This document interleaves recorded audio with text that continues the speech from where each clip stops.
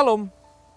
Di dalam 1 Timotius 4 ayat yang ke-8, latihan badani terbatas gunanya.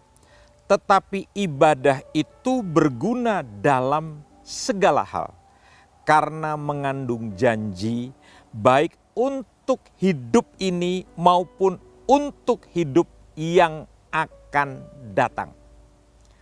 Ada banyak orang yang menjalankan ibadah sebagai sebuah kebiasaan tanpa mengerti apa maksud daripada ibadah itu sebenarnya. Sehingga mereka menjalankan ibadah sebagaimana layaknya orang-orang beragama pada umumnya. Mereka hanya melakukan rutinitas tanpa mengerti apa tujuan, maksud yang terkandung di dalam ibadah itu sendiri. Yang kedua, mereka di dalam menjalankan ibadah karena tidak mengerti maksudnya, kalau ada masalah atau ada hal yang mereka anggap lebih penting dalam ayat ini dibandingkan dengan latihan badani. Hari ini di tengah pandemik orang lebih suka berolahraga. Salah satunya adalah jalan pagi, lari pagi, naik sepeda. Sehingga sepeda dalam beberapa waktu ini mengalami kenaikan yang luar biasa. Orang rela mengeluarkan uang yang sebanyak-banyaknya untuk bisa mengikuti tren naik sepeda. Anda memiliki sepeda yang mahal, rasanya bangga. Tetapi pertanyaannya, mengapa Anda berolahraga sedemikian rupa? Karena Anda percaya itu bisa menaikkan imun, sehingga bisa menolak segala sakit penyakit termasuk virus COVID-19. Tetapi Alkitab mengatakan, sang pemilik kehidupan ini bersuara mengatakan bahwa latihan badani itu bukannya tidak berguna, tapi berguna sangat sedikit sekali. Tapi latihan ibadah berguna bukan saja untuk kehidupan yang akan datang, tetapi kehidupan yang sekarang ini. Alkitab mengatakan dengan jelas, dia mengandung janji berguna di dalam segala hal.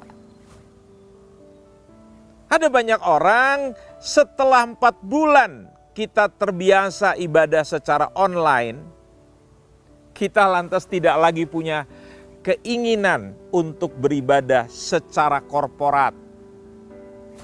Bahkan di dalam pertemuan Zoom juga, untuk kita bisa bertegur sapa, kebiasaan untuk menghubungi orang, menelpon orang, mendoakan orang, menyaksikan orang lain, tidak ada lagi di dalam diri kita.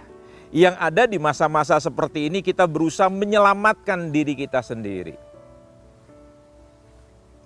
Lucunya, kita masih tetap pergi ke pasar karena kita takut mati, kita mesti makan.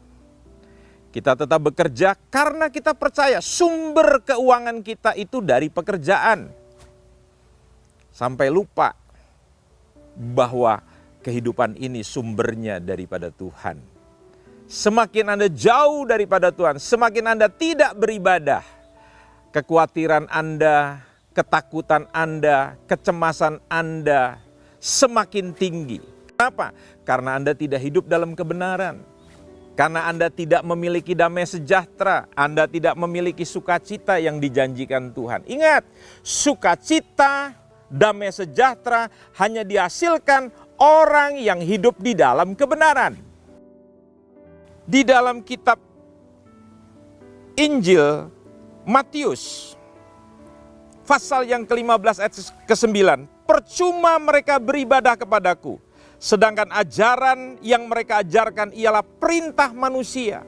Ibadah tidak bisa kita mengikuti teori kita, kepintaran kita. Ibadah yang sejati harus mengikuti alur, harus mengikuti aturan, harus mengikuti perintah Allah, bukan menciptakan aturan sendiri. pengertian sendiri. Itu ibadah yang palsu. Ada banyak orang pada hari ini berkata, saya tidak perlu lagi beribadah. Salah satu yang menyebabkan orang mundur daripada Tuhan adalah kesukaran. Jadi hati-hati saudara. Kesukaran-kesukaran yang terjadi ke depan ini membuat saudara semakin dekat pada Tuhan atau saudara semakin undur, semakin jauh daripada Tuhan.